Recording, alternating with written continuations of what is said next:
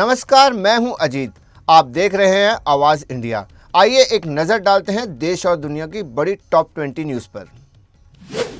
प्रधानमंत्री नरेंद्र मोदी ने video conferencing के जरिए भारतीय अंतरिक्ष स्टार्टअप स्काईरूट एरोस्पेस के इन्फिनिटी कैंपस का उद्घाटन किया। इसी दौरान उन्होंने स्काईरूट के पहले कक्षीय रॉकेट विक्रम का अनावरण भी किया। यह रॉकेट छोटे उपग्रह को कक्षा में भेजने में सक्षम माना जा रहा है। राजस्थान के बाड़मेर जिले में भारत पाक सीमा के पास एक पाकिस्तानी घुसपैठिया पकड़ा गया। वह मवेशिया के बाड़े में छिपा मिला, जिसके बाद बीएसएफ ने उसे हिरासत में लिया। शुरुआती जांच में उसके पास से कोई संदिग्ध चीज नहीं मिली। सुरक्षा एजेंसियां मामले की विस्तृत जांच कर रही हैं। अयोध्या राम मंदिर ध्वजारोहण पर पाकिस्तान की प्रक्रिया के बाद कांग्रेस नेता सुरेंद्र राजपूत ने कड़ा जवाब दिया। उन्होंने कहा कि पाकिस्तान को भारत के आंतरिक मामले में दखल नहीं देना चाहिए। राजपूत ने कहा कि भारत किसी भी बाहरी हस्तक्षेप को बर्दाश्त नहीं करेगा। कर्नाटक में मुख्यमंत्री पद को लेकर सस्पेंस बढ़ा। उप मुख्यमंत्री डीके शिव कुमार के बयान वादा निभाना ही सबसे बड़ी ताकत है के बाद राजनीतिक चर्चाएं तेज हो गई। कांग्रेस ने चुनाव से पहले दोनों नेताओं के बारी बारी से सीएम बनाने का दावा किया था। अब फैसला आलाकमान पर निर्भर है। पश्चिम बंगाल के नौकरी घोटाले में कोर्ट ने पूर्व मंत्री पार्थ चटर्जी को चेतावनी दी। अदालत ने कहा कि यदि वे व्यक्ति रूप से उपस्थित नहीं होते तो उनकी जमानत रद्द हो सकती है। कोर्ट ने सभी आरोपियों को अगली तारीख पर पेश होने का आदेश दिया। मध्य प्रदेश के आईएएस संतोष वर्मा ने ब्राह्मण बेटियों पर की गई टिप्पणी से विवाद बढ़ गया। इसके बाद विभाग ने उन्हें कारण बताओ नोटिस जारी किया है। कई संगठनों ने उनके खिलाफ एफआईआर की मांग की है। सरकार ने 7 दिनों में जवाब देने का निर्देश दिया है।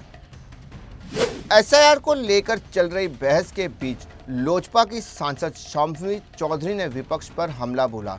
उन्होंने कहा कि विपक्ष सिर्फ जनता को भ्रमित करना चाहता है। उनके मुताबिक विपक्ष की रणनीति असफल हो चुकी है। उन्होंने एसआईआर प्रक्रिया को पारदर्शी बताया। लखनऊ में ठगी के एक बड़े गिरोह पर हुई भारतीय एजेंसियों की कार्रवाई की अमेरिका ने की प्रशंसा। इस ऑपरेशन ने साइबर ठगों पर बड़ी चोट पहुंचाई है। कई पीड़ितों को राहत मिली है। इसे भारत अमेरिका सहयोग का मजबूत उदाहरण बताया जा रहा है।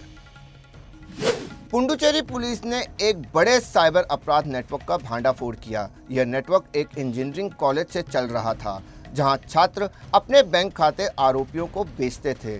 खातों का उपयोग 90 करोड़ के घोटाले में किया गया। पुलिस ने 7 आरोपियों को गिरफ्तार कर नकदी और सामान जब्त किया।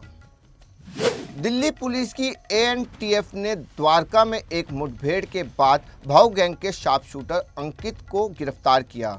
अंकित ने पुलिस पर फायरिंग की, जिसमें गोली एक हेड कांस्टेबल के बुलेट प्रूफ जैकेट पर लगी। जवाबी गोली में अंकित के पैर में चोट आई और उसे पकड़ लिया गया। पटना में जिला अधिकारी के आदेश पर अतिक्रमण हटाओ अभियान चलाया गया। कई क्षेत्रों से अतिक्रमण हटाया गया और 52,300 रुपये का जुर्माना वसूला गया। अभियान नूतन राजधानी फुलवारीशरीफ, अजीमाबाद समेत कई जगहों पर चला। प्रशासन ने सार्वजनिक स्थानों को अतिक्रमण मुक्त रखने के निर्देश दिए।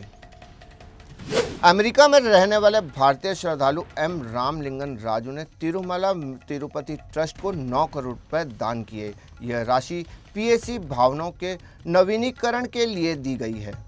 इससे पहले 2012 में भी उन्होंने 16 करोड़ दान किए थे। ट्रस्ट ने उनके योगदान की सराहना की। पटियाला में फवारा चौक लीला भवन मार्ग पर बनी नई सड़क में गड्ढा पड़ने से लोग परेशान। स्थानीय लोग इस घटिया निर्माण सामग्री का नतीजा बता रहे हैं।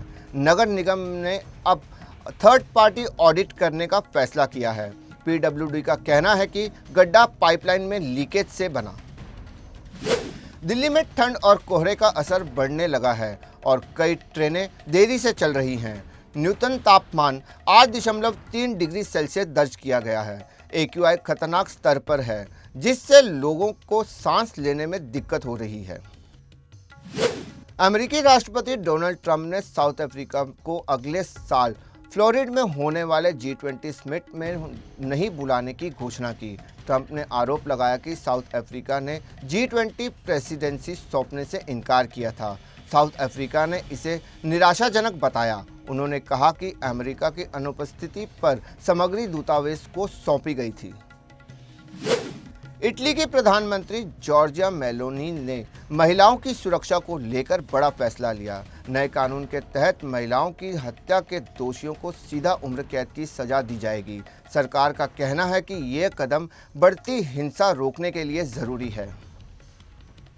इंडोनेशिया के सुमात्रा द्वीप पर 6.3 तीव्रता का भूकंप आया। झटके कई इलाकों में महसूस किए गए, लेकिन किसी बड़े नुकसान की जानकारी नहीं। भूकंप की गहराई 10 किलोमीटर बताई गई। अभिनेता धर्मेंद्र का 79 वर्ष की उम्र में निधन हो गया। हेमा मालिनी ने उनके साथ बिताए पलों की तस्वीरें पोस्ट करते हुए भावुक संदेश दिया। उन्होंने धर्मेंद्र को अपना दोस्त, साथी और जीवन का आधार बताया। अभिनेत्री श्वेता तिवारी ने बेटे रेयांश का जन्मदिन मनाया।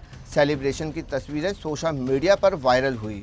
परिवार के बीच केक काटते हुए रेयांश खुश नजर आए। पार्टी की सजावट बैलून और लाइट से की गई। रोहित शर्मा बने फिर नंबर 1 ओडीआई बल्लेबाज। आईसीसी ने नई रैंकिंग जारी की। न्यूजीलैंड की डेरिल मिचेल एक स्थान नीचे खिसक कर दूसरे स्थान पर पहुंच गए। अंतिम 2 मैच न खेलने से उन्हें नुकसान हुआ।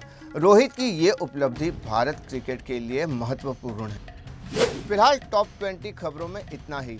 देखते रहिए आवाज इंडिया।